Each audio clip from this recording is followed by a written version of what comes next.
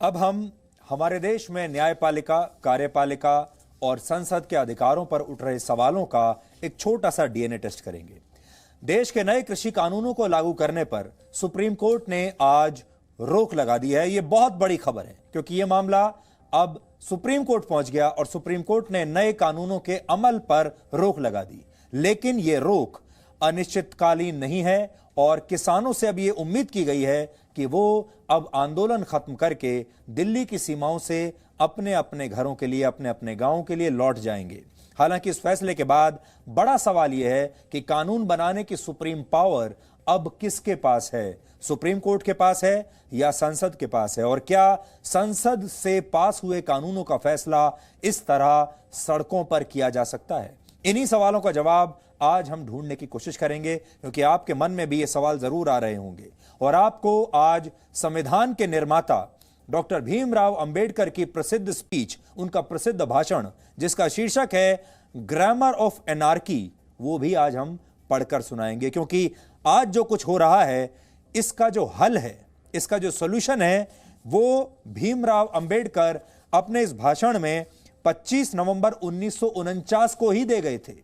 इसलिए हमारे देश में अंबेडकर को याद करने वाले तो बहुत हैं, अंबेडकर की प्रतिमा पर फूल माला पहनाने वाले भी बहुत हैं और उनके नाम पर वोट लेने वाले भी बहुत हैं। लेकिन क्या किसी ने उनके विचारों को पढ़ा है, उनके भाषणों को पढ़ा है? क्या डॉक्टर अंबेडकर क्या चाहते थे ये किसी ने पढ़ा है? इसलिए आज हम आपको बताएंगे क्योंकि डॉक्टर अंबेडकर ने जो भाषण दिया था 1949 में, ये ऐसा लगता है जैसे आज के दिन को ध्यान में रखकर ही उन्होंने कहा था। लेकिन उससे पहले हम आपको सुप्रीम कोर्ट के आज के फैसले की 5 बड़ी बातें बताना चाहते हैं ताकि आपको यह मुद्दा अच्छी तरह से समझ में आ जाए। पहली बात, तीनों कृषि कानूनों को लागू करने पर अब सुप्रीम कोर्ट ने रोक लगा दी है, स्टे लगा दिया है। अब ये कानून जो बने हैं, लेकिन याद रखिएगा कानूनों को रद्द नहीं किया है। किसान कह रहे हैं कि कानूनों को ही रद्द कर दिया जाए। सुप्रीम कोर्ट ने कानूनों को रद्द नहीं किया, सुप्रीम कोर्ट ने कानून के इंप्लीमेंटेशन यानी उनके अमल पर एक अस्थायी रोक लगाई है।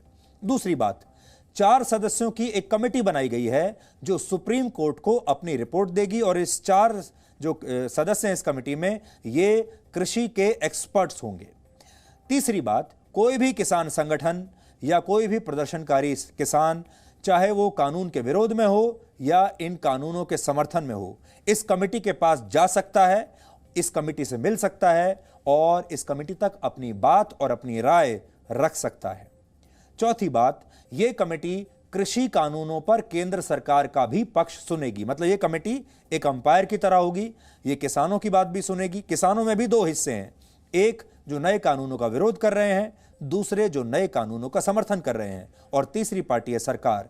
तो यह कमेटी तीनों की बात सुनेगी और फिर यह फैसला करेगी कि अब आगे क्या होना चाहिए। और 5वीं बड़ी बात वो ये कि इसकी पहली बैठक, इस कमेटी की पहली बैठक 10 दिन के अंदर अंदर होगी और उसके 2 महीने बाद यह कमेटी अपनी रिपोर्ट पेश कर देगी।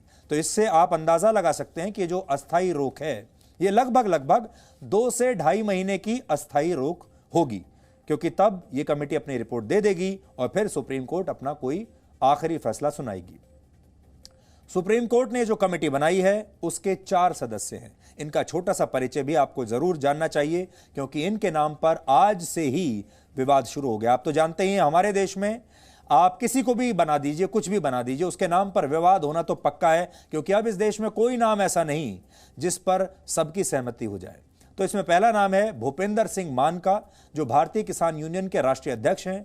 किसानों के एक गुट का मानना है कि ये पहले से ही नए कृषि कानूनों के पक्ष में थे, लेकिन एक दूसरे गुट का मानना है कि ये तो कांग्रेस पार्टी के समर्थक हैं। दूसरे सदस्य हैं डॉक्टर प्रमोद कुमार जोशी, ये international food policy research institute के साउथ एशिया डायरेक्टर हैं। इनके बारे में भी किसान संगठन आरोप लगा रहे हैं कि इन्होंने नए कानून के समर्थन में सरकार को पत्र लिखा था। और तीसरे सदस्य का नाम है अशोक गुलाटी, जो कृषि के अर्थशास्त्री हैं। किसान संगठनों का इन पर भी आरोप है कि अशोक गुलाटी की अध्यक्षता वाली कमेटी ने नए कृषि कानून लागू करने की सिफारिश की थी। और चौथे सदस्य हैं अनिल घनवट, जो महाराष्ट्र के शेतकारी संगठन से जुड़े हुए हैं, यानी ये किसान नेता हैं। इन्होंने भी नए कृषि कानूनों का समर्थन किया है। तो अब जो विरोधी किसान जो संगठन हैं जो लगातार आंदोलन कर रहे हैं, उनके ये आरोप हैं कि ये सारे जो चारों सदस्य हैं ये तो वो हैं जो किसान के कृषि के नए बिलों का पहले से ही बिल का समर्थन करते हैं। मतलब ये कि जो समिति किसानों से बात करेगी उसके 2 सदस्य किसान नेता हैं और 2 सदस्य कृषि अर्थशास्त्री हैं, और इनमें से 3 नामों पर कुछ किसान संगठनों को आपत्ति है। आंदोलन में शामिल किसान संगठनों ने इस कमेटी के सामने अपनी बात रखने से भी इनकार कर दिया है। यानी आज ही कमेटी बनी और आज ही किसानों ने कहा कि हम तो इस कमेटी से मिलेंगे भी नहीं, हम इसकी बात भी नहीं सुनेंगे, क्योंकि किसानों को लगता है कि कमेटी में सरकार के लोग ही शामिल हैं। और किसान नेताओं ने यह घोषणा कर दी है कि उनका आंदोलन इस रोक के बावजूद जारी रहेगा, आंदोलन समाप्त नहीं होगा। इस विश्लेषण को आगे बढ़ाने के लिए हमें इस मुद्दे से जुड़े सभी पक्षों को आपके सामने रखना चाहिए, यह हमारा कर्तव्य है। इन सारे पक्षों की आप बात सुनिए और उसके बाद आपको समझ में आएगा कि आज के इस घटनाक्रम के बाद सारे पक्ष जो हैं इसमें वो क्या कह रहे हैं। आज जो सुनवाई हुई है, एक महत्वपूर्ण फैसला यह भी दिया है कि तीनों कानूनों को अभी होल्ड कर दिया है। चालू भी हो जाएंगे, होल्ड का मतलब है ब्रेक लगाना, स्टे। जब गाड़ी लेकर हम यहाँ से जयपुर जाएंगे तो एक जगह होल्ड करते हैं, रुक जाते हैं, चाय पीते हैं, ब्रेक लगता है, फिर चल पड़ते हैं। मंजिल तो जिसकी जहाँ है वहीं जाएगी। हम यहाँ पे धर नहीं पाए तो हमारा ये होल्ड है, यहाँ पे हम रुक थोड़ा रहे। जब यहाँ से फ्री हो जाएंगे तो आप अपनी मंजिल पर जाएंगे। होल्ड का मतलब क्या है? हाल्ट, जहाँ पर ट्रेन रुकती है वो रुकती है, लेकिन उसकी मंजिल वो नहीं, उसकी मंजिल तो आगे है।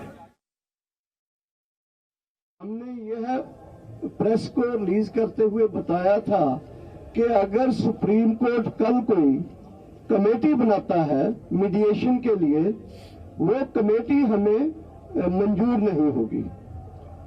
तो ये हमने एक बहुत preventive and precautionary press note दिया था, क्योंकि परसों चर्चा हुई थी, कल सुप्रीम कोर्ट में ऐसी चर्चा हो रही थी कि कमेटी बनने जा रही है, और हमें ये पूरा विश्वास था अपनी चीज के ऊपर कि सुप्रीम कोर्ट के जरिए गवर्नमेंट अपने कंधे से बोझ को हटाकर सुप्रीम कोर्ट के जरिए कमेटी बनाने जा रही है, जिसका हमने आपत्ति की, विरोध किया।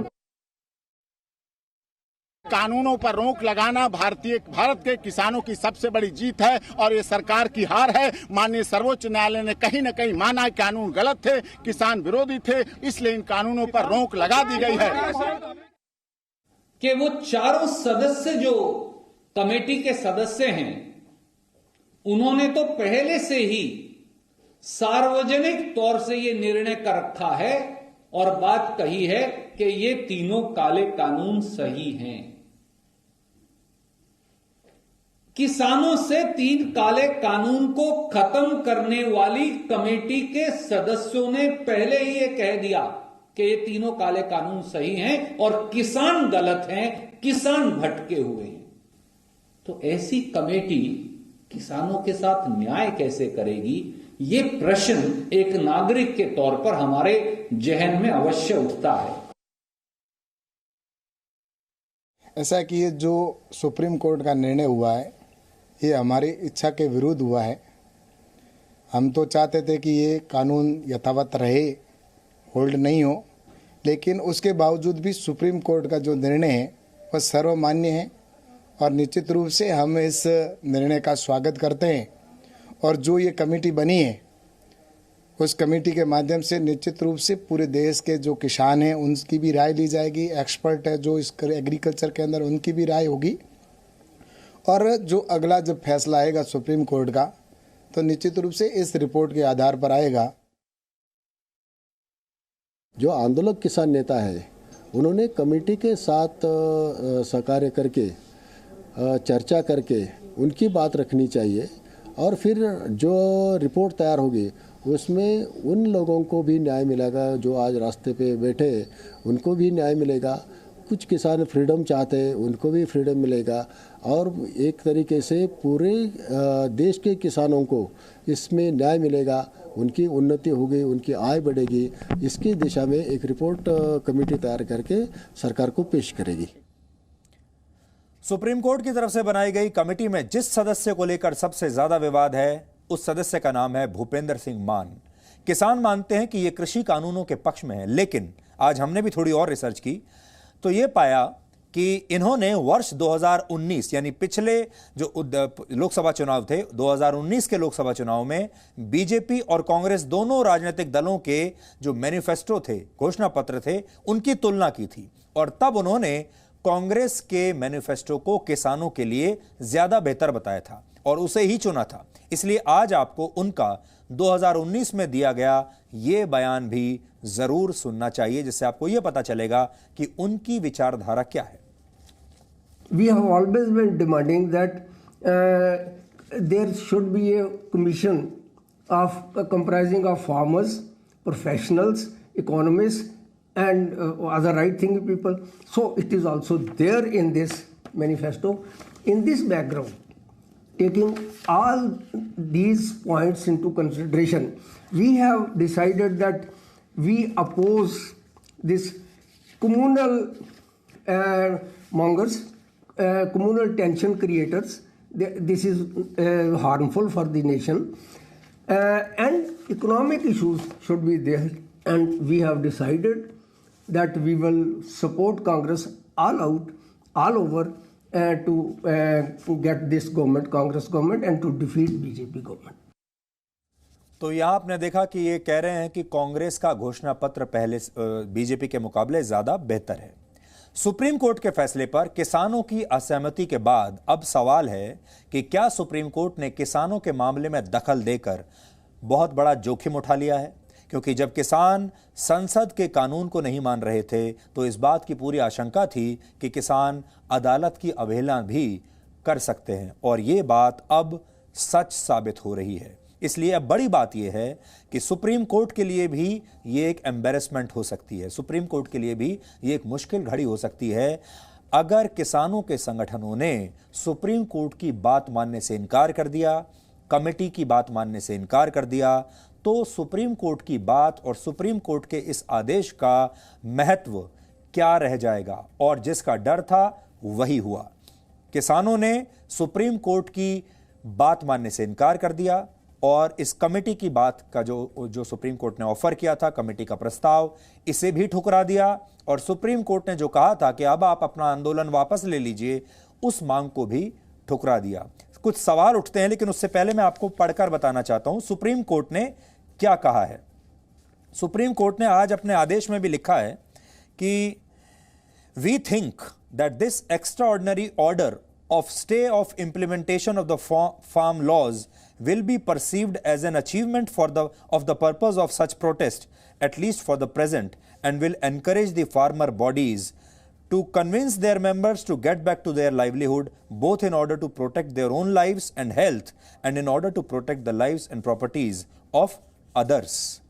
तो सुप्रीम कोर्ट ने यह लिखा है कि हमने जो स्टे लगाया है कानूनों पर, ये एक्स्ट्रा ऑर्डिनरी स्टे है और इस स्टे के बाद किसानों को ऐसा लगना चाहिए कि उन्होंने एक जो वो अचीव करना चाहते थे, जो उनका मकसद था, वो काफ़ी हद तक पूरा हो गया है और इसलिए अब किसानों को ये आसानी होगी, किसान नेताओं को, प्रदर्शनकारियों को ये कन्विंस करने में कि भाई अब हमारी बात सुप्रीम कोर्ट ने मान ली है, कानूनों के इम्प्लीमेंटेशन पर स्टे लग गया है और अब आप वापस चले जाइए। सुप्रीम कोर्ट ने ऐसा लिखा है। लेकिन सोचिए, ये लिखने के बाद तुरंत किसान ने कहा कि हम ये बात नहीं मानेंगे, ना तो हम वापस जाएंगे और ना ही हम आंदोलन रोकेंगे। अब सुप्रीम कोर्ट क्या करेगा? पहला सवाल है, अगर किसान नेता कमेटी के समक्ष अपनी बात नहीं रखते तो सुप्रीम कोर्ट क्या करेगा? क्या इसे सुप्रीम कोर्ट की न्यायपालिका की अवमानना माना जाएगा? दूसरा सवाल, ये जो नई कमेटी बनी है, ये जो भी फैसला लेगी, क्या प्रदर्शनकारी किसान संगठन उस फैसले को मान लेंगे? और अगर नहीं मानेंगे तो अदालत किसानों के इस व्यवहार को फिर कैसे देखेगी? तीसरी बात, अगर किसान संगठन संसद के कानून के साथ साथ सुप्रीम कोर्ट का आदेश भी नहीं मानेंगे तो फिर वो इस देश में किसके आदेश को मानेंगे? ये एक बड़ी अजीब सी सिचुएशन हो गई है, स्थिति हो गई है कि ना तो किसान संसद द्वारा पास किए गए कानून को मान रहे हैं और ना ही सुप्रीम कोर्ट द्वारा बनाई गई कमेटी को मान रहे हैं। तो ये किसान मानेंगे किसकी बात? संविधान की प्रस्तावना कहती है कि भारत के लोगों ने संविधान बनाया और उसमें संप्रभुता संसद को दी गई, यानी संसद नागरिकों के हक में फैसला ले। संसद, कार्यपालिका और न्यायपालिका को एक दूसरे पर नजर रखने का अधिकार दिया गया है ताकि किसी की तानाशाही ना चले। पर लोकतंत्र के नाम पर भारत में आजादी के बाद भी ऐसे आंदोलन लगातार चल रहे हैं जो अराजकता फैलाते हैं। इसकी चेतावनी हमारे संविधान निर्माता डॉक्टर बाबा साहब भीमराव अंबेडकर ने उस जमाने में ही दे दी थी। आज मैं अपने साथ उनके प्रसिद्ध भाषण ग्रामर ऑफ एनार्की की एक कॉपी लेकर आया हूं, जो आज की स्थितियों पर बिल्कुल फिट बैठती है और हम जो टू मच डेमोक्रेसी की बात कहते आए हैं उसे सच साबित करती है। यह भाषण 25 नवंबर 1949 को संविधान सभा की बैठक में दिया गया था और डॉक्टर अंबेडकर ने तब प्रजातंत्र में अराजकता वाली भाषा से देश को सावधान किया था। और देखिए उन्होंने क्या लिखा था, मैं आज आपको पढ़कर बताता हूं। पूरे देश को यह सुननी चाहिए। ऐसा लगता है कि अंबेडकर समझ गए थे उसी समय कि देश में भविष्य में क्या होने वाला है। उन्होंने लिखा था, We must hold fast to constitutional methods of achieving our social and economic objectives. It means that we must abandon the method of civil disobedience, non-cooperation and सत्याग्रह। वो कह रहे हैं सत्याग्रह और नॉन कोऑपरेशन, ये सब चीजों को अब हमें छोड़ देना चाहिए। ये अंग्रेजों तक ही सीमित थी। When there was no way left for constitutional methods for achieving economic and social objectives, there was some justification for unconstitutional methods for achieving economic and social objectives. But where constitutional methods are open, there can be no justification for these unconstitutional methods. These methods are nothing but the grammar of anarchy, and the sooner they are abandoned, the better for us. ये लिख कर गए हैं कि इस तरह के आंदोलनों की अब हमारे देश में कोई जगह नहीं होनी चाहिए, कोई स्थान नहीं होना चाहिए, क्योंकि अब हमारे पास संविधान आ गया है और हमें संवैधानिक तरीके से चलना चाहिए। ये सारी बातें जो थी, नॉन कोऑपरेशन की बात, सिविल डिसओबीडियंस की बात, सत्याग्रह की बात, ये तब तक ठीक था जब तक हम गुलाम थे और अंग्रेज हम पर अत्याचार कर रहे थे। अब यहां बड़ा सवाल यह है, अगर किसान आंदोलन इसमें अगर परिस्थितियां नहीं बदली तो कहीं भारतीय प्रजातंत्र भी ज्यादा डेमोक्रेसी के चक्कर में अमेरिका के रास्ते पर तो नहीं चल पड़ेगा। क्योंकि कुछ दिन पहले आप सबने देखा होगा अमेरिका की संसद में वहां के नागरिकों ने क्या किया था। राष्ट्रपति चुनाव के नतीजों को मानने से इनकार कर दिया था और जब स्थिति तनावपूर्ण हो गई तो देश की संसद को अपने ही नागरिकों से बचाने के लिए बड़ी बड़ी लोहे की दीवारें वहां पर खड़ी करनी पड़ी। और आज की खबर यह है कि अब वॉशिंगटन डीसी में इमरजेंसी लगा दी गई है। सोचिए, अमेरिका जैसे देश की राजधानी में अब इमरजेंसी लग गई है, क्योंकि वहां जब नए राष्ट्रपति शपथ लेंगे उस दिन वहां की सरकार यह चाहती है कि अब दोबारा से दंगे ना भड़क जाएं। दुनिया का सबसे पुराना लोकतंत्र, और सोचिए वहां जब राष्ट्रपति, चुना हुआ राष्ट्रपति शपथ लेने आ रहा है, उस दिन उस शहर में आपातकाल इमरजेंसी लगानी पड़ रही है। यह हाल है वहां। सुप्रीम कोर्ट में आज सरकार ने यह मान लिया। बड़ी बात यह है कि किसान आंदोलन में खालिस्तानियों की एंट्री हो चुकी है। कोर्ट में फाइल किए गए एक केस में अदालत को सरकार ने यह बताया कि किसान आंदोलन में सिख फॉर जस्टिस नाम की संस्था सक्रिय है। इस पर अदालत ने सरकार से पूछा कि इस बात में कितनी सच्चाई है। सरकार ने कोर्ट को यह बताया, सुप्रीम कोर्ट को बताया कि यह बात सच है। और इस पर सुप्रीम कोर्ट ने कहा कि अगर यह सच है तो आप एफिडेविट पर लिखकर यह बात कहिए। मैं कोर्ट के फैसले का वो हिस्सा आपको पढ़कर सुनाऊंगा, क्योंकि यह बहुत बड़ी बात है। जब केंद्र सरकार ने सुप्रीम कोर्ट में यह कह दिया कि किसान आंदोलन में खालिस्तानियों की एंट्री हो चुकी है और लिखकर यह बात उन्होंने औपचारिक रूप से यह सरकार कल देने वाली है। और देखिए इसमें क्या लिखा है। इसमें लिखा है, an organization by name Sikhs for Justice, which is banned for anti-India secessionist movement, is financing the agitation. This government is supported by the learned Attorney General also. तो सरकार ने ये लिख दिया है कि Sikhs for Justice नाम की जो संस्था है ये पूरी फंडिंग कर रही है। ये आपको याद होगा, हम पहले दिन से ये बात आपको लगातार बताते हुए चले आ रहे हैं कि यहां खालिस्तान की एंट्री हो चुकी है। अब मैं आपको एक बात और बड़ी बताना चाहता हूं। सिख्स फॉर जस्टिस नाम की संस्था ने एक चिट्ठी लिखकर यह घोषणा की है कि उन्होंने कहा है कि गणतंत्र दिवस की परेड में अगर कोई व्यक्ति खालिस्तान का झंडा लहराएगा तो उस व्यक्ति को, खालिस्तान का झंडा लहराने पर उस व्यक्ति को इनाम दिया जाएगा। ये और उनका कहना है कि 1.83 करोड़ रुपए दिए जाएंगे। और वो चिट्ठी मेरे पास है, वो चिट्ठी मैं आपको पढ़कर दिखा देता हूं। ये चिट्ठी है, देखिए ये चिट्ठी है 6 फॉर जस्टिस के नाम, न्यूयॉर्क से और वॉशिंगटन डीसी, इस पर 2 पते लिखे हुए हैं, जिसमें उन्होंने कहा है ahead of India's 72nd Republic day, secessionist group 6 for justice gave a call to the Punjab farmers protesting at Singhu border to raise Khalistan flag at India Gate on January 26। मतलब वो कह रहे हैं कि ये खुला ऑफर है आंदोलनकारी किसानों के लिए कि वो 26 जनवरी पर गणतंत्र दिवस की परेड के दौरान अगर खालिस्तान का झंडा वहां जाकर लहराते हैं तो उन्हें 1.25 करोड़ रुपए का इनाम ये संस्था देगी। और वो ये कहते हैं कि पंजाब के जो किसान हैं वो एक पैरेलल केसरी ट्रैक्टर रैली निकालें और जिसमें हम भारत की गणतंत्र दिवस की परेड का विरोध करेंगे। तो ये एक बहुत बड़ी बात है और आप समझ लीजिए कि ये पंजाब को तोड़ने की एक बहुत बड़ी साजिश है।